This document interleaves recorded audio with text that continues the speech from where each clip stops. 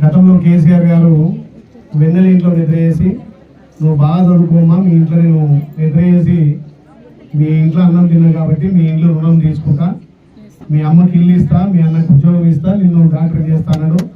Doctor కాదు కదా, మళ్ళీ కనీసం ఆ వెన్నెల చెల్లకు యాదమ్మకు వాళ్ళ కుటుంబానికి ఆయన అపాయింట్ కూడా ఇవ్వలేదు.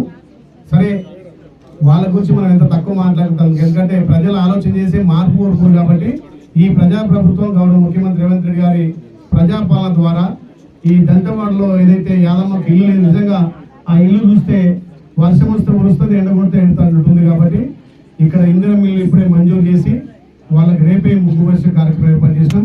తప్పకుండా వెన్నెల గారు మీకు కూడా గౌరవ ముఖ్యమంత్రి రేవంత్ రెడ్డి గారు తీసుకుపోయి మనకి ఉద్యోగం చేయాలనుందా? చేస్తావా? యశోదాలు చేసిన అనుభవం కూడా ఉంది. తప్పకుండా ఈ ప్రభుత్వం నీకు ఉద్యోగం కల్పిస్తాం. వాళ్ళ యొక్క మండల ప్రభుత్వం కాదు, చేతుల ప్రభుత్వం తల్లి. Okay, thank you.